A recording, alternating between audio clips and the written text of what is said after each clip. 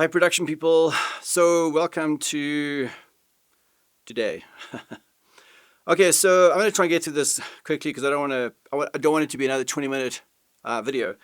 So, sound. We're going to address sound a bit. Okay, so the sound level on this past weekend was good. Probably one of the better ones that has been. So that's a positive. Okay. The negative was that it was, I believe, the wrong template was used, and so things were a bit compressed. I was kind of wondering. I didn't really hear it so much in my room, in the control room, on the speakers that I was on, but I definitely heard it on the live stream, after the fact. Unfortunately, so I could, especially because I was noticing on the drums, especially because it was just gated, for lack of better words. So anyway, I think that's an easy fix. So that being said, drums can actually just be a little bit. They can actually be a little bit higher anyway, because that's just a good foundation, good drums. Vocals, we need to just make sure the vocals are just above the music. Overall, they were a little bit loud this weekend. Nothing too crazy. I wouldn't say loud. A little bit too slightly above, but otherwise it's all good. Something we are endeavoring to do, and I don't actually know how to do this. I am trying to find out from people who are doing it, how they're doing it, is they're getting a really wide stereo sound. Even with some of the places I've done before, they were not able to actually achieve that. I mean, they got maybe a little bit. I'm not sure if we need to throw hardware at it or software, but I just need to figure it out. To me, it's like I don't want to throw technology at the whole thing, just and also cost to try and solve a problem. Nonetheless, that is something I'm looking at, but things are moving well. They're moving forward, and it's awesome. Okay, so onto cameras. So once again, I'm going to harp on this. Pan and tilt needs to be tightened for the message, okay? So I showed that video. Maybe I'll throw it in again. The settings, especially the pan, because that is actually more key. So if you tighten up that pan, based on our cameras with everything on it, the lenses and stuff, it's pretty weighty. So when we snug those up, that pan ring on the tripod, we should not be able to just move. It should not jerk. It should not move easily. Okay. So anyway, we're going to address that. We're going to look into it again this weekend. If you have issues, let me know. But we got to work on that for just smoother shots, because it just shows intentionality. It just shows that we are good at what we do.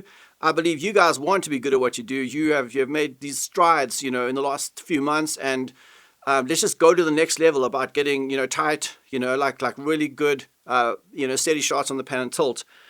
The other thing too is creating lead room. Okay, I may have talked about that quite a while ago, but when the person turns, the speaker, when he turns to a particular way and then he starts to move, generally, he's going to be moving in that direction. We start to move the camera because we're creating lead room. Like that room in front of the frame so that he can move. Instead of having the frame right here, we're creating lead room. Okay, I don't know if I can find an example for that, but anyway, I'm sure you guys understand. If you don't, talk to me. Please talk to me if you don't understand, okay?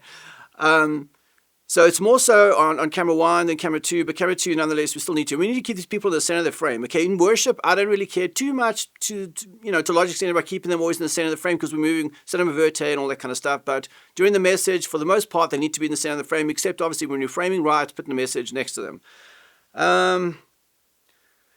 And then also, during worship, we need to match the intensity with the song. Okay, song's starting to. You've heard me on the comms talking about that. The songs the momentum is going up. We need to demonstrate. Obviously, we don't want to get, like I said, the Blair Witch Project. Like all this, but we need to kind of match that intensity. Your movements won't become like this; they'll become bigger in some ways. Okay, because otherwise it'll be that. So it becomes bigger. Sometimes a person may need to loosen up a little bit on the shot. But nonetheless, that's what we need to do. And then slow it down, obviously, when things get calmer. Yeah, and that's just, yeah. And then we just need to make sure we're getting focus on our shots during worship. This is more in worship. And that's another reason why coming in early and then being on your equipment, you need to test it out. You need to make sure you're happy with the way your settings are on the camera. Make sure your height, if your monitor, that you're looking at, the Lilliput monitor, if it's too low, too high, you can move that.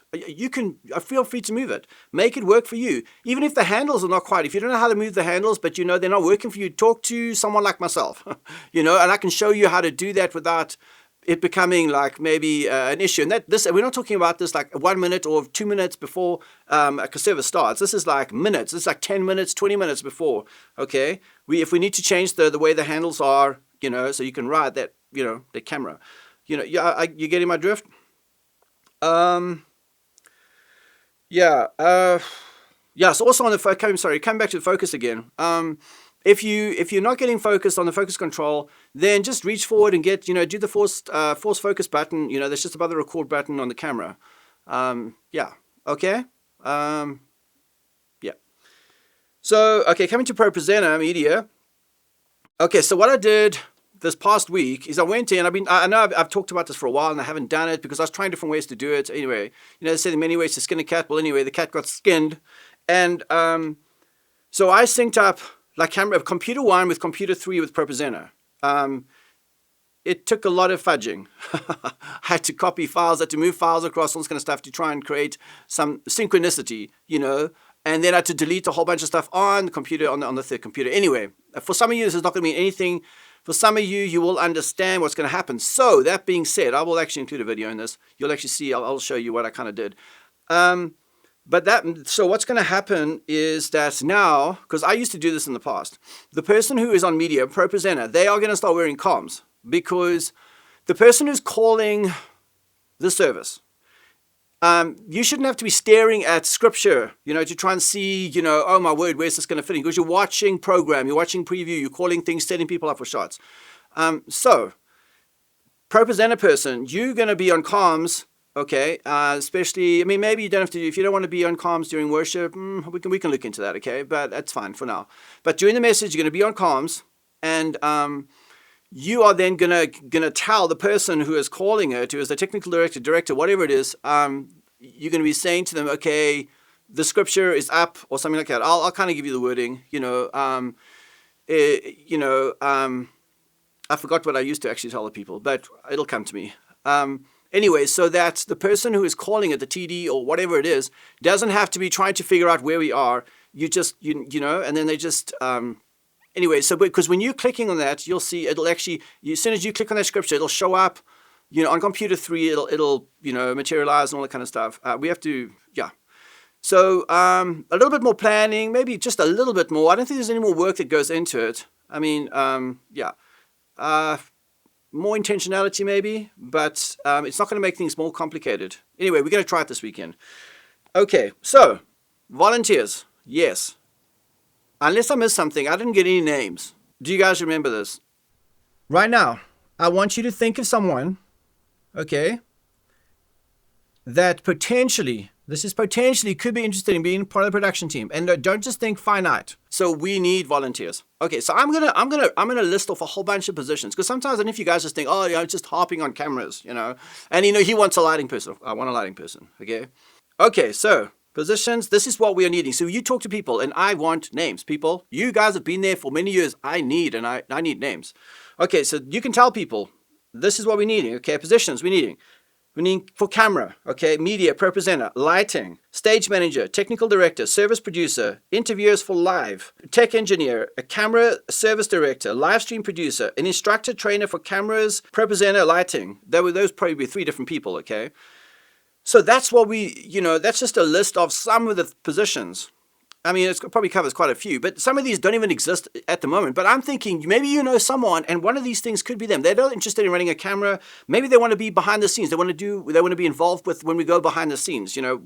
Before the service starts or something like that. Or they want to be like a techie person who's part of the engineering thing for how all the gear that kind of works. Yeah. So, okay. So these are the kind of things, there's a lot of different things we're covering over there. Some of them, obviously you have to train on some of that. Maybe they got some sort of experience, but nonetheless, this is exciting stuff. We are doing something that's really exciting. Okay. So, you understanding? So I just want to thank you once again. Thank you guys. You are, once again, some of you are, you've been thrown into the deep end for a while. Some of you are still kind of, getting thrown into the deep end. And I'm going to throw you in one more time, because we're going to keep on moving ahead and trying to change things. Not trying to change, but change things for the better. Because we want to be relevant, okay? We want to take what is happening to people who may watch this either live, or they may watch it days, weeks, months, years later. I could tell you stories I know I've done stuff for churches where people have been in hospice care, and they've been, they've like in their last few days, they've been watching live streams from various churches. Actually, some of the churches, well, I was fortunate to actually be like somewhat producing for. So it's not all about just doing a live stream for a church and wanting to be the best. We want to be the best that we can be for someone who really needs to hear or see something. Okay, so thank you for being part of that, and I really do mean it. So how we've come so far, I couldn't have done it with all of you guys. Okay, and it's just I think it's an exciting journey that's ahead of us. So something I'm going to try and include. I'm going to try and find a funny outtake. I'm going to try and look for something live. I didn't find it. I just thought about this when I was putting this together, like sitting in the chair. I am going to look for something funny at the end of this now. The video is moving ahead that we can have a laugh at. I'll see if I can find something that happened like live, maybe news or whatever it is, so that we can actually go out with a big smile on our face. So thank you all. Until next time. Hello there. We start in the Swiss ski resort of Davos, where the leader, you know what? Stay with me. Sometimes this happens, just to prove it's live. We're going to talk about what Keir Starmer's been talking about.